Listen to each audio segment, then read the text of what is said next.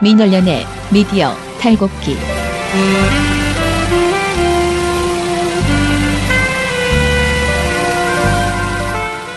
안녕하세요. 민원연의 미디어 탈곡기 34화 시작하겠습니다.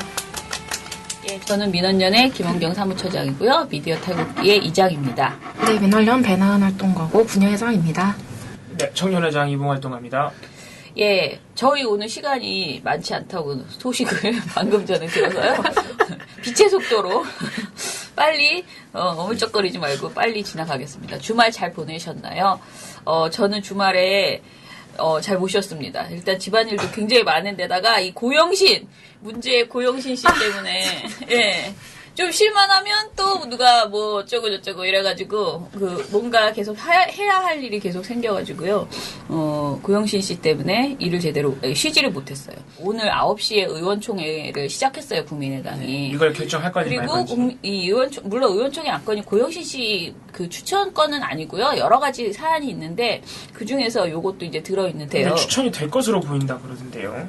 아니, 뭐 어떻게 그럴 수가 있어요? 근데 정말 치명적인 하자가 있습니다. 이분이 이 방송통신위원은요, 자격 조건에서 결격 사유가 있는데요. 그게 3년 이내에 다른 방송사에 이사나 그런 유관 활동을 했으면 안 돼요. 근데 이분이 한 게 있더라고요. 그래서 사실은 이런 우리가 이 사람의 발언을 털지 않아도 그냥 그 정확한 결격 사유가 있어요. 자격이 안 되는군요. 네, 자격이 안 돼요. 어디서 뭐라 했죠, 이분이? 그런데 제가 조금 이따 말씀드릴게요. 그런데 그거를 알고 있으면서도 이 사람들이 그냥 어물쩍 추천을 해서 넘어가려고 하고 있더라고요. 그래서 저도 그거를 모르고 있다가 이제 누가 그 얘기를 툭 하길래 보니까 언론노조에서 확인을 해보니까 맞다고. 그래서요. 일단은 그냥 도대체 그럼 국민의당은 도대체 왜 그럴까요 도대체? 그러니까요. 자, 언론노조에서 뭐라고 했냐면요. 이 고영신 씨가 KBS 이사를 했었거든요. 야, 전에. 진짜로? KBS 이사를 거쳤고, 그리고 2014년 3월에 부산 지역 대표 민방인 KNN의 사회 이사로 2년간 이것도 재직을 KBS 했대요. 개혁이죠. 예. 이거는 SBS인가요? SBS하고 그냥 같이 그러니까 같이 연결한 네트워킹 하고 있는 지역 민방위. SBS랑 지역 민방위. SBS랑 네트워킹을 한 거예요. 네. 지역 민방이라서. 그러니까 2014년 3월에 그 2년간 사회이사로 재직을 했는데 그 결격 사유에 있는 게 방송통신 관련 사업에 종사하거나 위원 임명 전 3년 이내에 종사하였던 사람은 방통위원으로 임명할 수 없다 해서 지금 끝났네, 뭐. 이거 안 되는데 안 되는 사람이네. 안 되는데 지금 하는 거예요. 근데 이거 말고도 안 될 이유는 너무 많습니다. 안 될 이유가 너무 많기 때문에 그렇게 노력하지 않아도 될 것 같은데 저희는 그래도 최선을 다해서 네. 너무 어이가 없는 사람을 추천했기 아니, 때문에 처장님께서 찾아내신 게 네. 정말로 안 돼야 되는 핵심적인 이유들이에요. 네, 정말로. 자, 그래서 일단은 방송통신심의위원회 거부터, 그러니까 사실 저는 방송통신심의위원회에서 우리가 낸 것 중에서 오히려 좀 별거 아닌 거에는 또 뭐 어쩔 때는 권고 의견 제시 같은 걸 주고 진짜 나쁜 걸 휙 넘어가는 경우가 많았는데 그래도 이건 사회적으로 방송통신심의위원회가 심의에서 지적이 된 거, 그러니까 뭔가 결의가 된 거는 사회적으로 어찌됐든 인정받은 거니까 공신력이 있는 거죠. 이거부터 이야기를 하자 해서. 공식적으로 나쁜 사람이라는 거예요. 네네. 그래서 고 노무현 그 유족에 대해서 비아냥거리거나 문재인 대표에 대해서 이제 비판하는 이런 내용이 먼저 이것이 주의를 받았어요. 달랑 하나. 그러니까 법정 제재 받은 건 요거 하나예요. 그래서 제가 요거부터 맨 위에 올려서 이제 보고서에서 썼는데요. 이게 이제 2015년에 노무현 전 대통령 서거 6주기 추도식에서 그 노건호 씨가 김무성 대표를 비난하는 추도사 발언이 조금 있었잖아요. 이거에 대해서 이야기를 하는데 고영신 씨가 이렇게 말해요. 작심 발언을 한 것 같은데 또 원고를 미리 써왔지 않습니까? 어쨌든 작심 발언을 한 것 같은데요. 또 원고를 미리 써왔지 않습니까? 예. 노건호 씨가 썼는지 예. 아니면 또 노건호 씨와 또 다른 분들 그 주변의 친노 그 핵심 세력들이 김무성 참석하는 것이 이미 알려져 있기 때문에 그렇죠. 예, 그것을 대비해서 이렇게 예. 쓴 것 아닌가 하는 생각도 드는데 어쨌든 저는 그 노건호 씨의 발언을 보면서 아까도 예.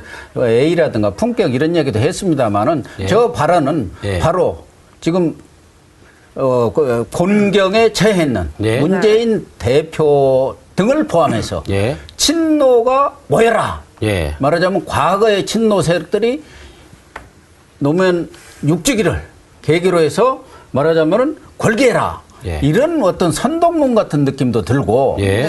또 노건호 씨가 예. 정치를 하겠다. 이런 선언문 아닌가 하는 생각도 듭니다. 라고 말을 했어요. 예언가요? 네. 그리고 문재인 대표도 페이스북에다가 올린 게 있지 않습니까? 라면서 이제 이거는 문재인 대표가 쓴 글인데요. 노무현을 분열의 수단으로 삼지 마라. 또 정쟁의 도구로 삼지 말라고 말라고 하면서 친노, 비노 이런 걸로 다시는 얘기가 안 나오도록 해줬으면 좋겠다. 그런 발언을 했는데 이 발언을 얘기하면서 오늘 노건호 씨의 그런 어떤 강성 발언하고 맥이 다 있는 것이 아닌가 이런 생각이 든다라고 말을 했습니다. 그걸 주의식이나 좋네요. 근데 이거는 근데 이게 이 말뿐만 아니고 이날 그 모든 진행자들이요 다 되게 세게 말을 하면서 김무성 대표를 그렇게 한 그 유가족에 대해서 엄청 심하게 말을 했어요. 다들. 그래서 이제 방송 자체가 주의가 네, 나군요. 방송 이 전체가, 부분만 그런 게 네네. 아니라. 그래서 주의로 의결이 됐고요. 지금도 노무현식 그런 선동 정치를 통해서 뭔가 지금 궁지에 몰린 판을 예. 바꾸려 한다는 것은 아주 잘못된 생각이에요. 그것도 다른 자리도 아니고 그러니까요. 그거는 정치하는 자리가 아닙니다. 주소식에서는 그러니까요. 더군다나 여당 대표가 아마 이번에 처음 참석했을 겁니다. 그러면 김무성 대표도 뭐 어떤 정치적 해석이 할 수는 있습니다만 마음 먹고 참석했더라면 거기에 맞춰서 이렇게 A를 갖춰셔야 하는데 마치 무슨 골기문 읽듯이 이거보다 센 발언이 훨씬 많습니다. 이분은 고영신이라는 분이. 네. 근데 저는 이분 딱 이름을 듣고서 제일 먼저 떠오른 게 이 사람 박근혜 변기 걱정하던 사람. 맞아. 변기예요. 딱 그거 생각이 나더라고요. 그 변기가 있어서 네, 변기 남이 쓰던 거 막 이게 했던 거 초선님 쓴다고. 감옥에 가서 어떻게 하나. 그다음에 그 장성민의 시사탱크에서 장성민 씨가 철도 의료 민영화 이야기를 하니까 거기에다 대고 민주당의 요즘 대권 후보들이 설치고 돌아다니던데 어떻게 보십니까? 이렇게 장성민이 물어봐요. 원래 이런 말들 많이 했죠. 자, 이분은 지난 대선 후보로 출마했다고 합니다.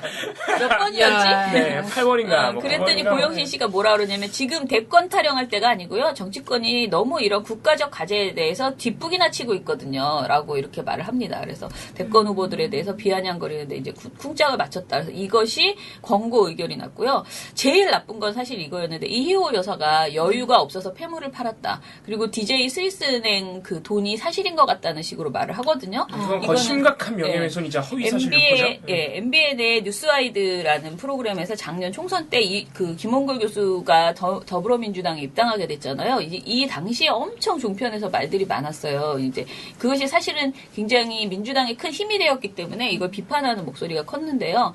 이때 고영신 씨가 사실인지는 모르겠지만 사실인지는 모르겠지만 뭐 정치권에서 저 난리를 치는데 내가 뭐 들은 얘기예요. 이호 여사가 경제적으로 그렇게 여유가 없는 모양. 그래서 가지고 계시는 폐물을 팔았다는 얘기가 있습니다. 거기 누가 버는 사람은 없잖아요. 홍업, 홍일이 다들 뭐 대가족이고 쓸 기업으로 말하면 많고 캐시플로우가 뭐 현금 그동안 무슨 뭐 DJ가 뭐 어디다가 뭐 스위스 은행에다 저쩌다 실제인 것 같아요. 제가 볼 때는.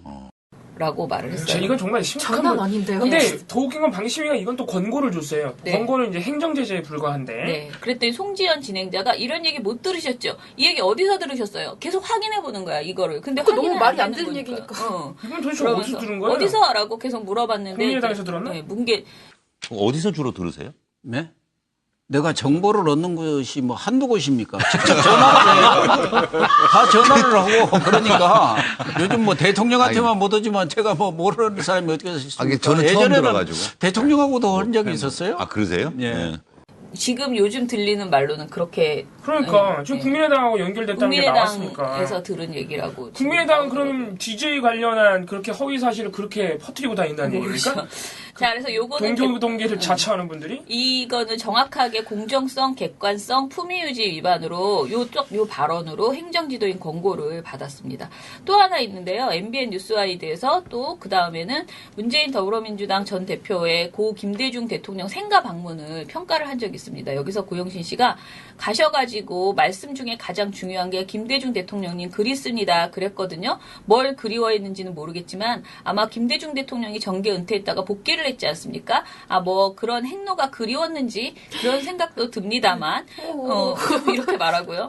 또 김원걸 씨를 거기에 대동했는지 본인으로서는 DJ와 노무현의 적통이 만나서 이렇게 우리 화합한다 이런 메시지를 주려는지 모르지만 김원걸 씨는 DJ에 김대중 전 대통령의 뭐 어떤 생물학적 DNA를 DNA를 물려받았을지는 모르지만 호남에서 그분이 어떤 정치적 자산이랄까 그런 DNA를 물려받았다고 생각하는 사람은 없어요. 그런 분을 안철수는? 그런 분을 그렇게 호위무사처럼 대동하고 간 것도 모양새가 나쁘고라고 말을 했어요. 이 그래서 사람은 너무 자기 정치적 목적이 뚜렷한데요? 그렇죠. 아니 이분이 이렇게 민주당 공격한 말 말고요. 막 박근혜 엄청 옹호하는 그런 말들이 있는데. 그 그런 건 엄청 얘기 없나요? 옹호한 건, 예. 그건 뒤에 있는데요. 네. 그 엄청 옹호한 건 주로 그, 이제 병기 이런 식의, 예. 변기, 예. 변기. 이분 박근혜 씨 되게 좋아했어요, 고영신 씨가. 애틋하게 국민의당이 되게. 박근혜 씨 되게 좋아하는 분을 지금 방통위원으로 예. 이분이 지금 차관급으로 박근혜 무려 씨보다 사실 더 좋아하는 거 홍준표 추천한 겁니다. 홍준표 씨 아닌가요? 네. 심각해요, 지금. 이분 예. 정신세계? 아무튼 좀 특이하신 분입니다.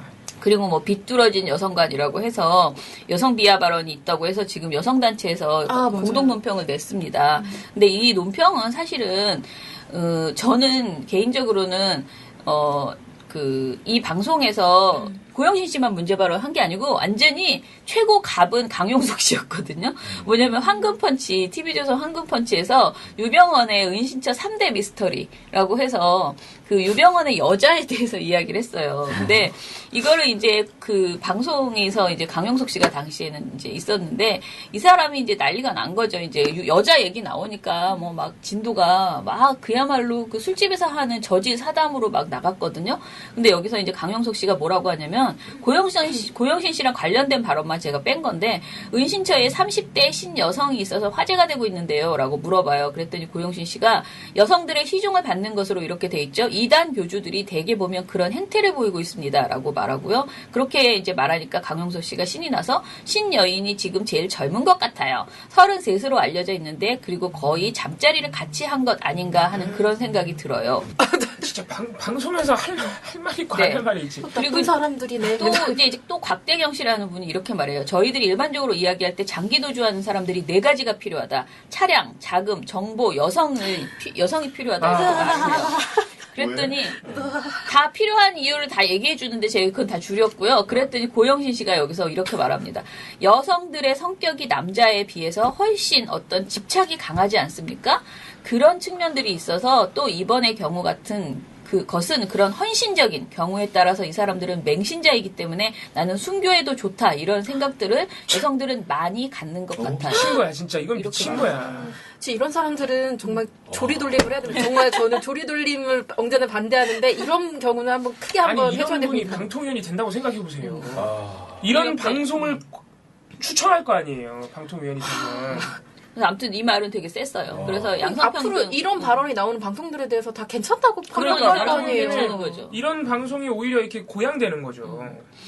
박원순 시장이 호남에 구애를 했다. 그리고 스토킹을 하는 수준이다. 북치고 장구치고 뭐 이렇게 막 그런 표현을 쓰면서 비아냥거립니다. 박원순 시장이 1박 2일 동안 그 광주에서 당선자 워크숍, 20대 국회의원 당선자 워크숍에 그 박원순 시장이 갔나 봐요. 근데 이 얘기를 하면서 그 박원순 시장도 내려가시고 5.18을 전후해서 전부 내려가시는데 저는 이게 좀 구애를 넘어서 호남 사람들 입장에서 보면 이건 스토킹이나 이 아니냐. 구애가 좀 지나치면 스토킹 아닙니까? 라고 하면서 북치고 깽가리치고 장구치고 하고 있다. 호남 사람들 입장에서 보면 이건 스토킹이다라고 계속 이 스토킹 얘기를 3번이나 이렇게 이야기를 합니다. 그리고 박원순 시장이 그 또 광주에서 한 이야기를 가지고 박원순 시장이 그 문재인은 안 된다는 인식을 지금 심어준 것이다라고 말을 해요. 그러니까 호남 민심에 대해서 강력히 박원순 시장이 이제 그 호남에 갔다는 것을 얘기를 하면서 호남 민심에 대해서 강력히 대시를 하면서 문재인 거 보니까 반기문 총장한테도 훅 떨어지던데 호남은 이제 틀렸어 저 양반은 그렇게 인식을 심어주는 것이지요 라고 말을 해요. 그러니까 이렇게 박원순 씨가 하고 있다는 거예요. 박원순 시장이. 자기가 막 그 사람의 행동을 그렇게 진단을 하는 거지. 그다음에 손혜원 의원 상표 표절 논란이 있었잖아요. 그때 이 사안을 얘기를 하면서 좀 전에 제가 말한 건 의견 제시를 받았고요. 요것도 의견 제시를 받았는데 그 이부자리 그 논란을 하면서 아직 이때가 논란이 시작되는 그런 시기였거든요. 그런데 이거에서 3분 다 문재인 대표께서 정말 공을 들여서 모셔온 분들이고 그동안 뭐 여러 가지로 활약을 많이 했었는데 했는데 잇따라 지금 실수를 하고 있습니다. 라면서 문 대표가 자신에 대해서 특별히 공을 들여서 모셔왔다는 어떤 자만심이 있을 수도 있고 특히 초선 의원들이 갖고 있는 두 가지 문제점의 하나가 공명심입니다. 내가 국회의원 됐으니 나도 뭐 할 건 한 건 해야지 하는 공명심이 있어서 과욕이 나온 것이다. 이렇게 지적을 했는데 이것도 객관성 그러니까 일단은 이거는 대담 토론 프로그램 위반인데 사실 이거는 이때 이 의혹이 이렇게까지 비판받을 내용이 아니었기 때문에 뭐 그냥 지나갈 만한 대담 내용. 프로그램이 그게 이런 의혹에 대해서 말을 할 때 쌍방간의 의견을 공정하게 다뤄주도록 네. 규정이 되어 있는데 그 부분을 어겼다는 지적이죠. 그리고 이제 저희 민원연 보고서에는 사실 이거보다 훨씬 세요. 네, 더 센 게 그러니까 많은데 당심위에서 제재를 안 받은 게 더 세요 오히려. 예, 네. 맞아요. 그런 것 같습니다. 그래서 되게 많아요. 제가 이걸 다 읽어주면 시간이 너무 많이 갈 것 같고요. 최근 사례를 좀 보면은요, 홍준표 지사를 정말 좋아해요. 그래서 홍준표 후보가 이렇게 막말을 많이 했잖아요. 네. 그 막말 되게 좋아해요. 팬이에요, 팬. 그 홍준표 지사에 대해서 얘기를 하면서 노무현 정부는 뇌물로 시작해서 뇌물로 끝난 정권, 안희정 뇌물로 시작해 노무현 본인 뇌물로 극단적 선택. 이 말을 듣고 과연 노무현과 그리고 보수 이렇게 이분법으로 본인이 앞으로 승승장구할 거라고 전략적으로 기획한 게 아닐까 모르겠어요. 어쨌든 홍준표 지사는 언론의 생리를 잘 알고 언론 네. 플레이에 아주 능숙하신 분이기 때문에 네. 저런 발언이 노이즈 마케팅을 넘어서 의도된 도발, 보수표들을 지금 결집하고 있는 효과만큼은 분명히 보고 있다는 측면에서 역시 홍준표 전 지사 저는 여러 차례 얘기했지만 산전수전 공중전까지 다 거친 정말 선수들의 뭐 행동 선수 아닌가 중에 하는 선수 느낌이 같다. 듭니다. 칭찬을 합니다. 노무현 그 뇌물 막말 뇌물 먹고 있잖아요. 죽은 사람이라는 그 발언 나왔을 때 이렇게 칭찬한 거예요. 그 네. 발언에 대해서. 그다음에 홍준표 후보가 홍준표 후보가 거친 말, 이런 네. 막말로 해서 비난도 많이 들었습니다만은, 뭐 이런 토론 이런 과정을 보면서 뭐 넉살도 좋고 또 진짜 양념의 역할을 하시는 것 같아요. 네. 저런 말을 하더라도 예를 들면은 다른 사람 같으면 많은 공격을 받을 텐데 밉지가 않아요. 그런 게 있지 않습니까? 역시 집권당은 원내대표, 당대표, 또 뭐 4선인가 5선 지금 4선인가 하셨죠? 거기에다가 경남지사를 2번은 정치적 관록이 묻어나는구나. 또 그릇이 상해로 크구나. 그리고 SBS 전 이게 제일 냄새 났는데요. SBS 해수부 거래 오보 네, 있잖아요. 문재인 후보가 이한. 이거에 대해서 이때 제가 이때 방송에서도 여기서도 얘기를 했는데 고영신 씨가 완전히 가짜다, 허위다라고는 볼 수 없다라고 말했거든요. 근데 이미 오보라고 얘기를 하고 있는데도 계속 이렇게 얘기를 해요.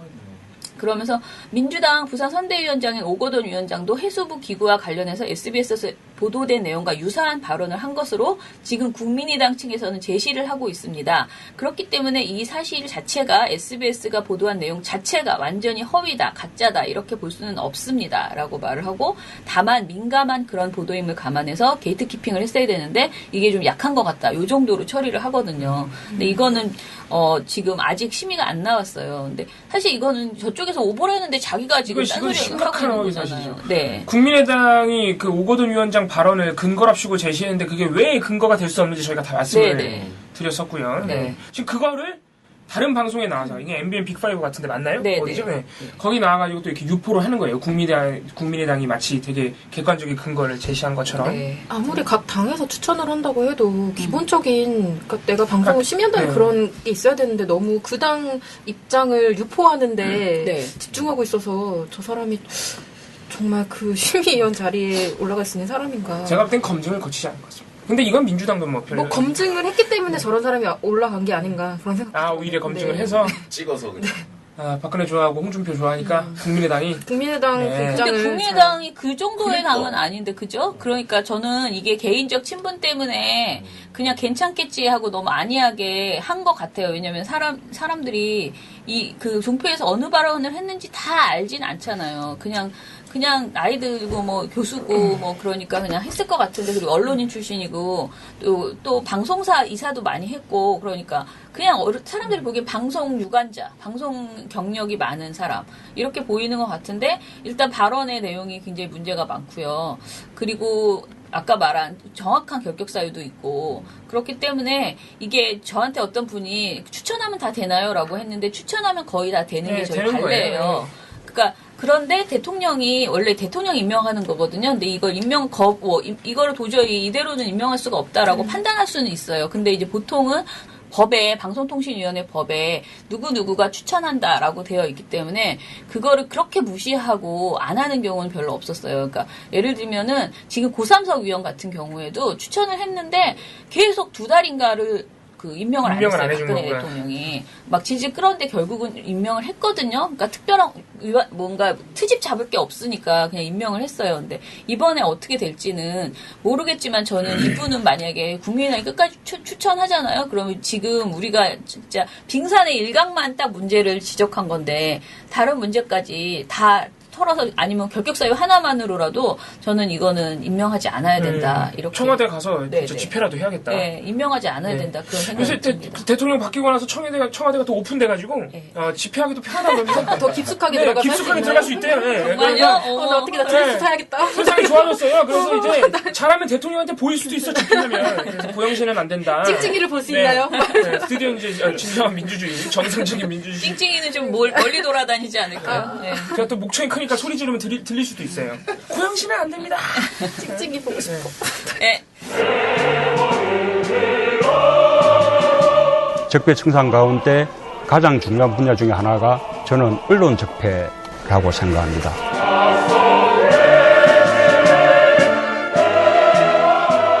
민원연에 대한 압도적 지지가 대한민국의 새 시작을 여는 힘입니다. 시민 여러분들의 힘으로 언론 교체 꼭 해내겠습니다.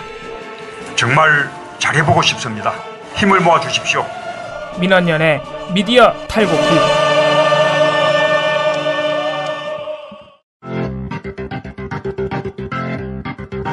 방송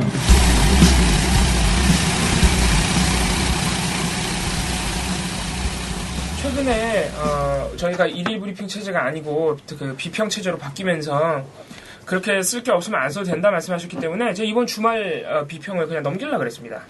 안 쓰려고 그랬는데 우리 MBC 해직 기자죠, 박성재 기자 페이스북을 보다가 영감을 얻었다기보다는 이거라도 해야겠다는 마음이 들어서, 자, 뭐냐면은 박성재 기자가 최근에 나오는 그 이낙연, 강경화, 김상조 새 내각 후보자의 위장 전입 때문에 지금 논란이 크죠. 특히 이낙연 총리 후보자 같은 경우에 지금 야당이 인준을 거부하고 있습니다. 그래서 오늘 또 이게 이제 논의될 것으로 보이는데, 이제 야권에서는 문재인 대통령이 직접 사과해라. 이런 지금 말까지 나오고 있는 상태입니다.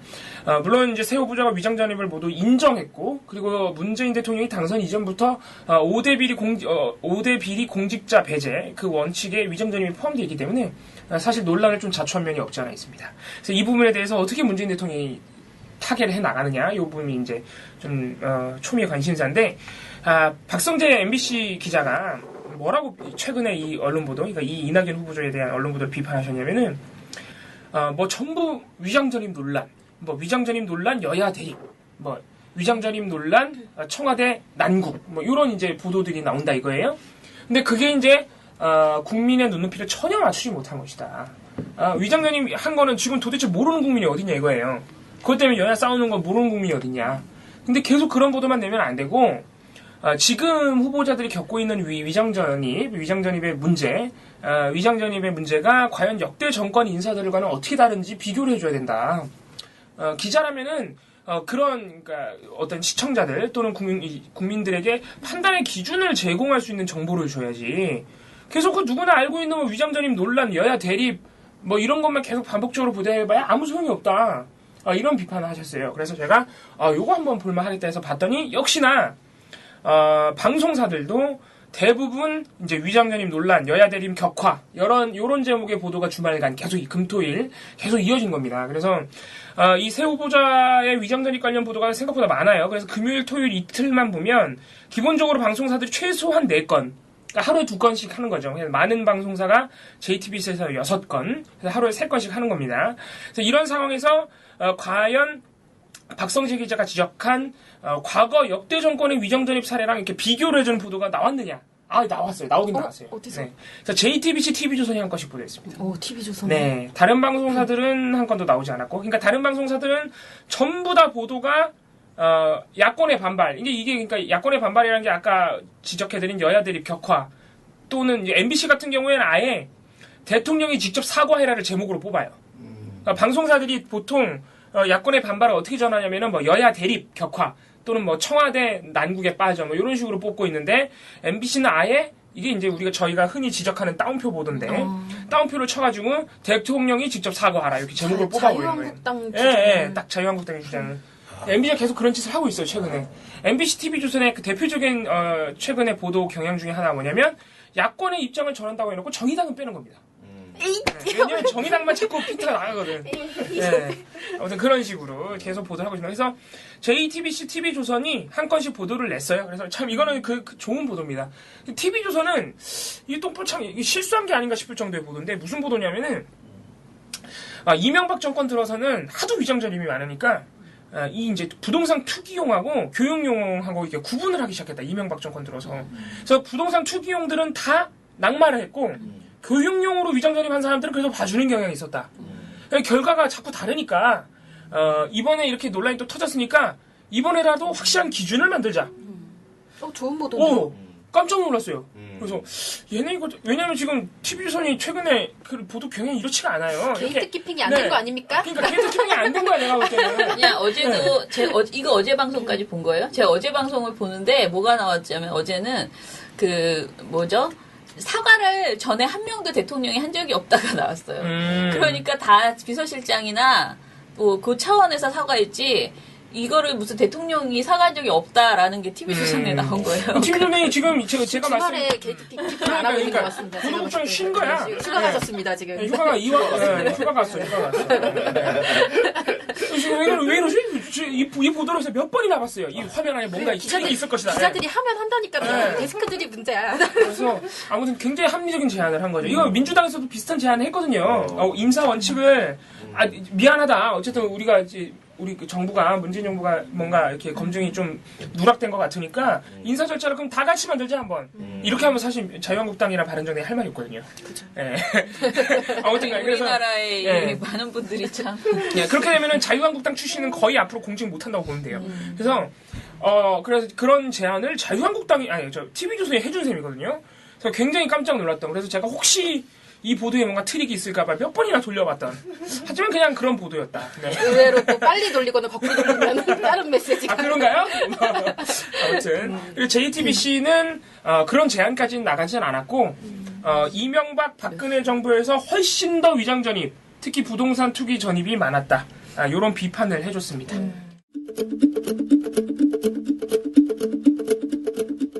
신문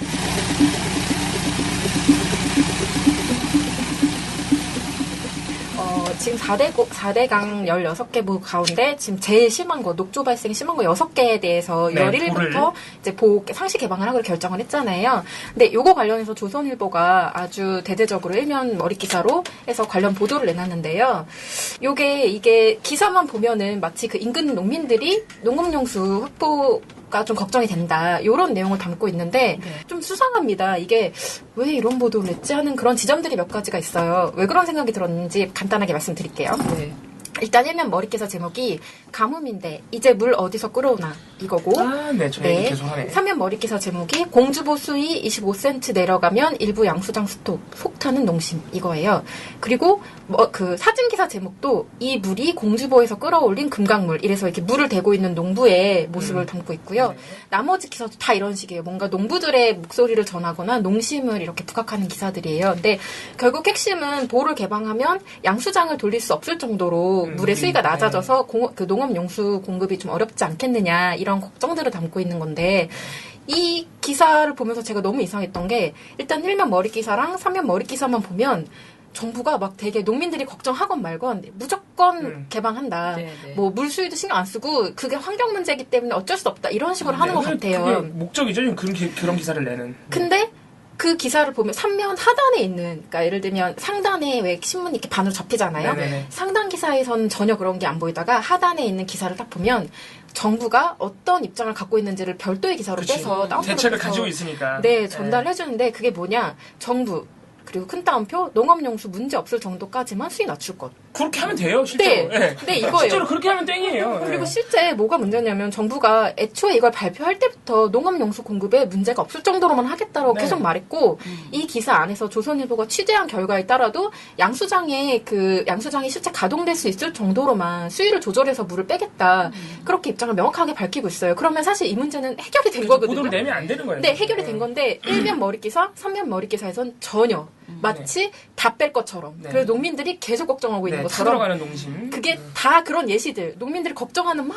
그런 목소리를 계속 반복해서 내놓고 있고, 그리고 되게 웃긴 게 그 예시들에서 계속 반복이 되는 게 4대강 사업으로 우리가 물을 이렇게 공급받은 것이다. 라는 그런 뭔가 4대강 사업이 잘 된 것 같은 뉘앙스의 그렇죠, 네. 그런 표현들이 계속 반복이 되고 있는 거예요. 근데 그 반면 환경 문제나 이런 건 한마디도 없어요. 그렇죠. 네. 녹조라는 단어도 진짜 거의 가장 강하게 쓴 내용이 3면 머릿 기사에 가둬둔 물을 흐르게 해 녹조 라떼라는 말이 나올 정도로 악화된 수질을 개선하겠다는 취지. 요거 말고 나머지 말이 한마디도 없어요. 다 그냥 녹조라는 어떤 그냥 단순 언급 정도밖에 없는 것인데 지금 요번에 개방 결정한 보호의 어떤 환경 상황을 봤을 때 이건 정말 납득할 수 없는 보도 양상인 거죠. 또 하나 제가 좀 되게 웃긴 게 제목이 백제보 도수로 없었다면 이미 주민 48만 명 물비상.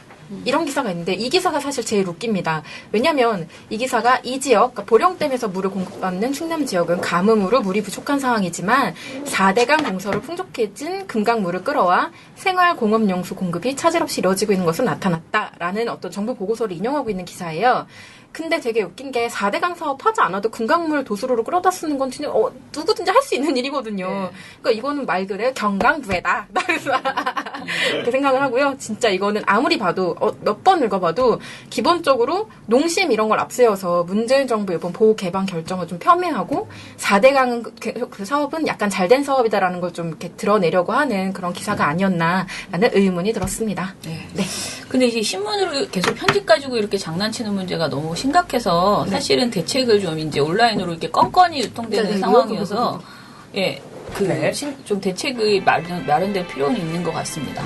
자, 지금 바깥에서 마음을 네, 기다리시는 기다리셔서요. 분들이 있어서 저희 정리해야 마치겠습니다. 합니다. 민원년의 미디어 탈북기는 내일도 열심히. 전해드리겠습니다. 탈탈탈.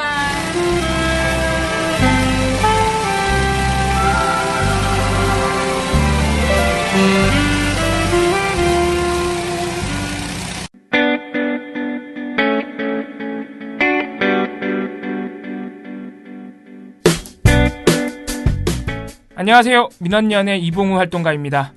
우리나라에서 언론의 문제는 민주주의의 문제입니다. 독재와 부패 기득권을 대변하는 언론들은 아직도 살아있습니다. 민주주의의 문제는 곧 우리 삶의 문제입니다. 사주의 입장을 반영한 권력의 욕심을 투영한 언론, 이들을 감시하려면 전문성과 꾸준함 그리고 투명함이 기초되어야 합니다. 민원연은 1984년부터 시민단체로서 언론을 감시해오고 있습니다. 민주언론 시민연합은 여러분의 소중한 후원으로 투명하게 운영됩니다. 민원연 후원으로 언론을 감시하고 견제하는 활동에 힘을 보태주세요. 민주언론 시민연합은 여러분의 소중한 후원으로 투명하게 운영됩니다. 후원 계좌 신한은행 100-019-186-241입니다.